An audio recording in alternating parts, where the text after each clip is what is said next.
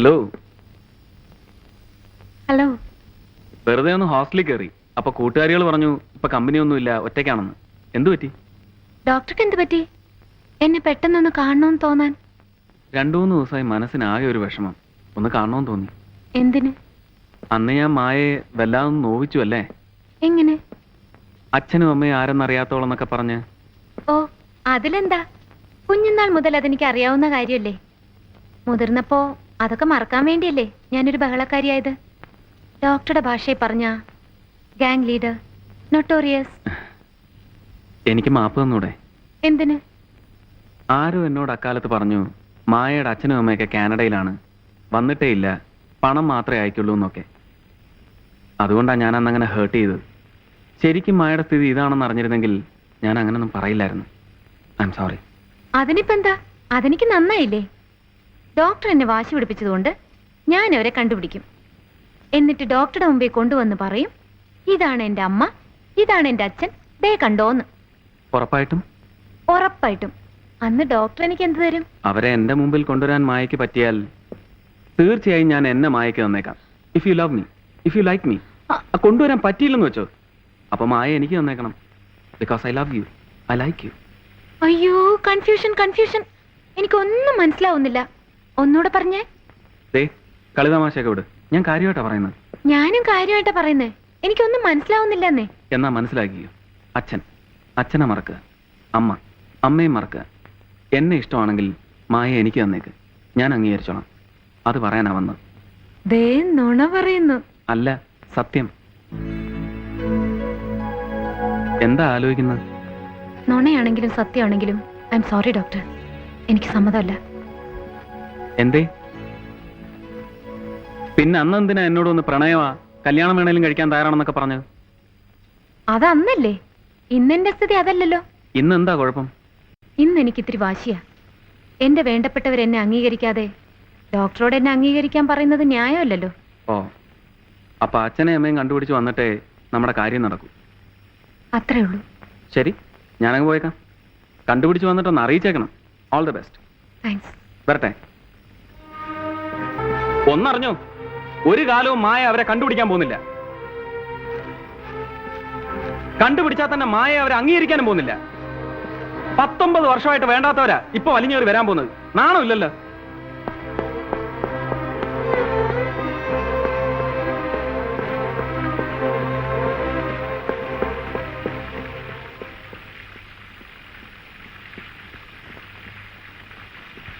പാർവതീശ പരമപവിത്രം.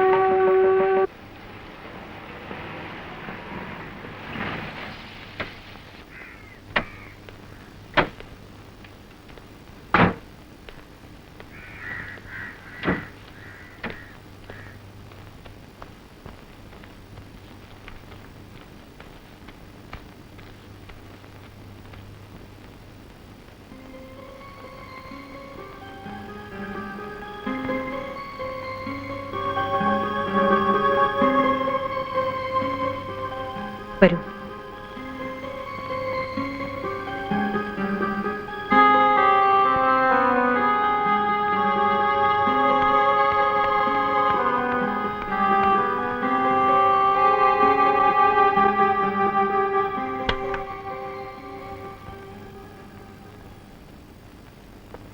എന്താ മായി? എന്താ നിന്റെ ഉദ്ദേശം? എന്തിനാ നീ എന്നെങ്ങനെ ശല്യം ചെയ്യുന്നത്?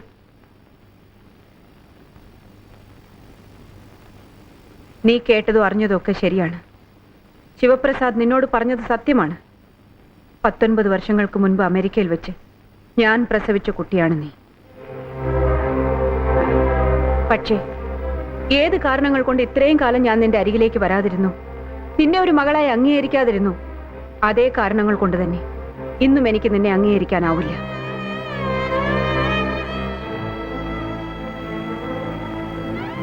നിനക്കിതുവരെ കിട്ടിക്കൊണ്ടിരുന്നതെല്ലാം ഇനിയും തുടർന്നും കിട്ടിക്കൊണ്ടിരിക്കും. വേണമെങ്കിൽ അതിൽ കൂടുതലും. പക്ഷെ ഒന്ന് മാത്രം ചോദിക്കരുത്. ഒരമ്മയെന്ന നിലയിലുള്ള സ്നേഹം, വാത്സല്യം, ലാളന, അതൊക്കെ 19 വർഷങ്ങൾക്ക് മുൻപ് നഷ്ടപ്പെട്ടു പോയതാണ്.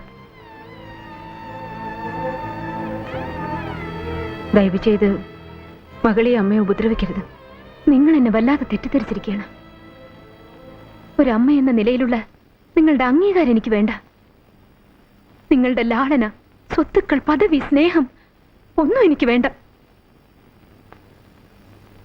നിങ്ങൾക്ക് എന്നെ ഭയമാണെങ്കിൽ, ഇഷ്ടമല്ലെങ്കിൽ നമുക്കിപ്പോ പിരിയാം. ഇനി ഒരിക്കലും ഞാൻ നിങ്ങളുടെ വഴി വന്ന് നിൽക്കില്ല. ഒരിക്കൽ പോലും ഞാൻ നിങ്ങളെ കാണുക പോലും ഇല്ല. കാരണം നിങ്ങൾ എന്നെ വെറുക്കുന്നതിന്റെ 1000 ഇരട്ടി ഞാനിപ്പോ നിങ്ങളെ വെറുക്കുന്നു.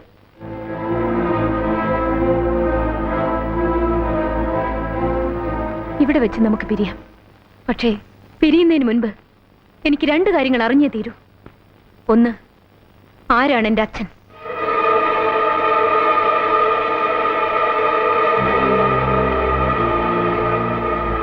2, 19 വർഷങ്ങൾക്ക് മുൻപ് ഏതെങ്കിലും കുപ്പത്തൊട്ടിയിൽ എറിയേണ്ടിയിരുന്ന എന്നെ എന്തിനാ ഇത്രയും വളർത്തിയത്? എന്തിനാ ഈ പണക്കാരുടെ കോളേജിൽ വലിയൊരു പണക്കാരിയായി എന്നെ വാഴിച്ചത്? എന്തായിരുന്നു നിങ്ങൾ ഇത്രയും കാലം എനിക്ക് തന്നുകൊണ്ടിരുന്നത്? സ്നേഹമോ പരിഹാസമോ? പറ. ഈ 2 ചോദ്യങ്ങൾക്ക് ഉത്തരം തരാതെ എനിക്ക് നിങ്ങളെ വെറുതെ വിടാൻ പറ്റില്ലല്ലോ. മായി, നിന്റെ അച്ഛൻ ആരാണെന്ന് അറിയാവുന്ന ഒരേ ഒരാളെ ഉള്ളൂ ഈ ലോകത്തിൽ. ഞാൻ മാത്രം. ഞാൻ മരിക്കുന്നവരെ അത് മറ്റൊരാൾ അറിയില്ല. അറിയാൻ ഞാൻ സമ്മതിക്കില്ല. നീ എത്ര ചോദിച്ചാലും ഞാനത് പറയില്ല മായി. പിന്നെ ഞാൻ എന്തിനാ ഇത്രയും കാലം നിന്നെ വളർത്തിയത്? ഞാൻ എന്തിനാ നിന്നെ ഇഷ്ടം പോലെ ജീവിക്കാൻ അനുവദിച്ചത്? ഞാൻ എന്തിനാ ഒരിക്കലും പോലും നിന്നെ കാണാൻ വരാതിരുന്നത്? ഞാൻ എന്താ നിനക്ക് തന്നോണ്ടിരുന്നത്? സ്നേഹമോ പരിഹാസമോ? അതൊന്നും എനിക്കറിയില്ല കുട്ടി. ഈ കണ്ണീര് കൊണ്ട് എന്നോട് ഇത്രയും കാലം ചെയ്ത കളങ്കം നിങ്ങൾക്ക് കഴുകിക്കളയാനാവില്ല. ഇനിയും വരും ഞാൻ. എന്റെ അച്ഛൻ ആരെന്ന ചോദ്യത്തിന് ഉത്തരം കിട്ടാതെ നിങ്ങളെ സ്വൈരമായി ജീവിക്കാൻ ഞാൻ അനുവദിക്കില്ല.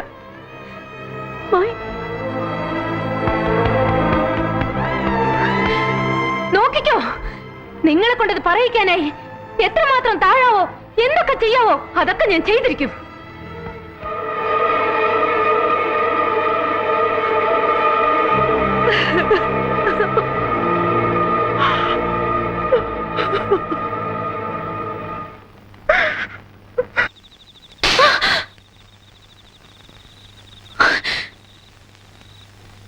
വരൂ. ഇല്ല. വരാനല്ലേ പറഞ്ഞത്? ഞാൻ വരില്ല. അടുത്ത് വരരുത്. വാ. വരില്ലെന്ന് പറഞ്ഞില്ലേ? നിന്റെ അമ്മയാ വിളിക്കുന്നത്. വരാൻ.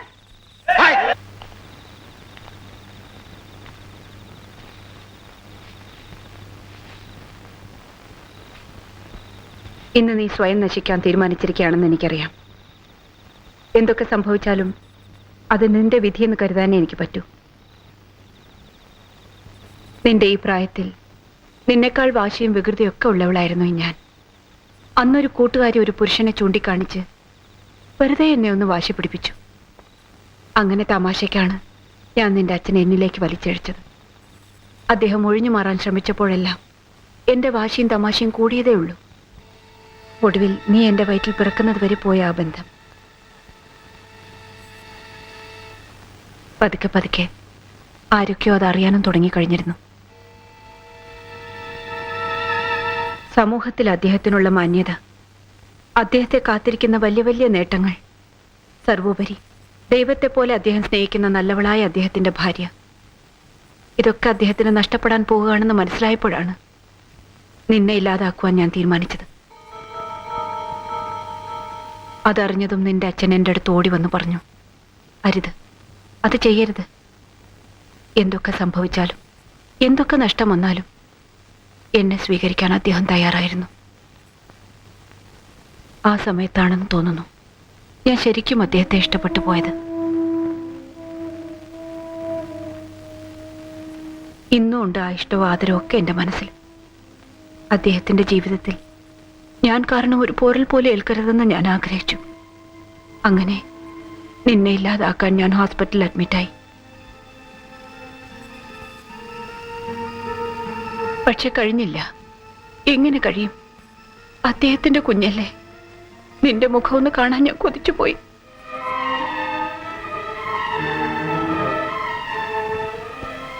ഹോസ്പിറ്റലിൽ നിന്ന് ഇറങ്ങിയതിന് ശേഷം നിന്നെ നശിപ്പിച്ചു എന്നൊരു കളവ് നിന്റെ അച്ഛനോട് ഞാൻ പറഞ്ഞു. അന്നും അദ്ദേഹം വല്ലാതെ വേദനിച്ചു, കരഞ്ഞു. ഞാൻ പറഞ്ഞു പിരിയാം. ഇനി ഒരിക്കലും കാണാതിരിക്കാനായി പിരിയാം. ഞങ്ങൾ പിരിഞ്ഞു. അതിൽ പിന്നെ ഇതുവരെ ഞങ്ങൾ തമ്മിൽ കണ്ടിട്ടേയില്ല. ഇന്നും അദ്ദേഹത്തിന് അറിയില്ല മഹി, നീ ജീവനോട് ഇരിക്കുന്നു എന്ന സത്യം. എല്ലാം മറക്കാനാണ് ഞാൻ അമേരിക്കയിലേക്ക് പോയത്. അവിടെ വെച്ചായിരുന്നു നിന്റെ ജനനം.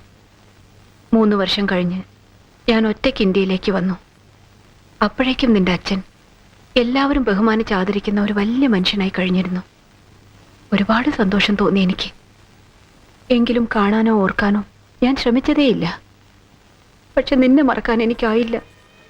ഏത് നേരവും കൈനീട്ടിയെടുക്കാവുന്ന ദൂരത്തിലാക്കാനാണ് നിന്നെ ഇവിടെ കൊണ്ടുവന്നതും ശിവപ്രസാദിനെ ഏൽപ്പിച്ചതും.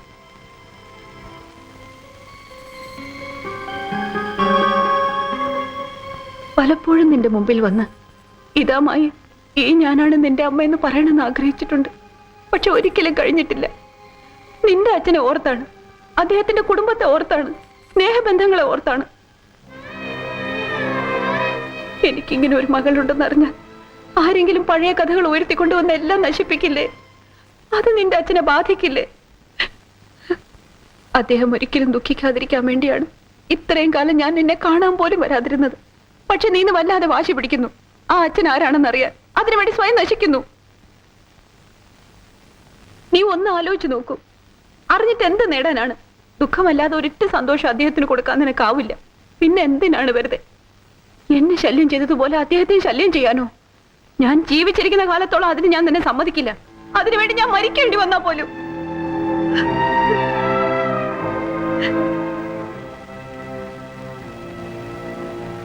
എനിക്കറിയാം, ജീവിതത്തിൽ ഒരു തെറ്റും ചെയ്തിട്ടില്ലാത്തവളാണ് നീ. നിന്നോട് ഞാൻ ചെയ്ത ദ്രോഹങ്ങൾക്ക് മാപ്പ് ചോദിക്കാൻ പോലും അർഹതയില്ലാത്തവളാണ് ഈ അമ്മ. ഞാൻ ചെയ്ത തെറ്റുകൾക്ക് എന്നെ എങ്ങനെ വേണമെങ്കിലും ശിക്ഷിച്ചോളൂ. പക്ഷെ ഞാൻ നിന്റെ കാല് വീണ് കേണ് അപേക്ഷിക്കുകയാണ്. ഒരു തെറ്റും ചെയ്തിട്ടില്ലാത്ത നിന്റെ അച്ഛനോട് നിനക്കൊന്ന് ക്ഷമിച്ചൂടെ? മറന്നൂടെ?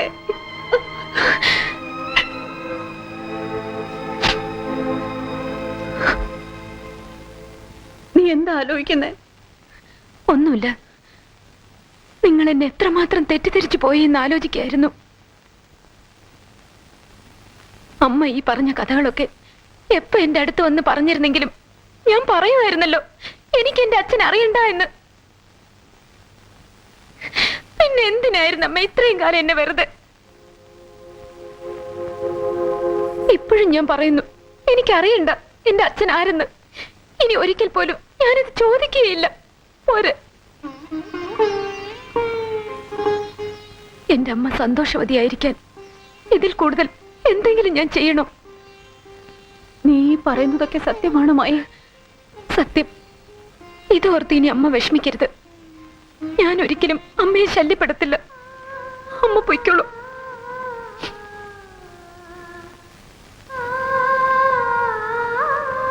മായ, ഞാൻ എന്റെ അമ്മയെ കണ്ടുപോയില്ലേ, സംസാരിച്ചു പോയില്ലേ? ഇനി മറക്കാൻ എനിക്കാവില്ല. ആരും കാണാതെ വല്ലപ്പോഴൊക്കെ ഒരിത്തിരി സ്നേഹം എനിക്ക് തന്നൂടെ? ഒരമ്മയുടെ സ്നേഹം. കുഞ്ഞുനാൾ മുതൽ ഞാൻ ആഗ്രഹിച്ചു പോയതാണ്. എന്തിനാ കുട്ടി എന്നെ എങ്ങനെ ശിക്ഷിച്ചത്?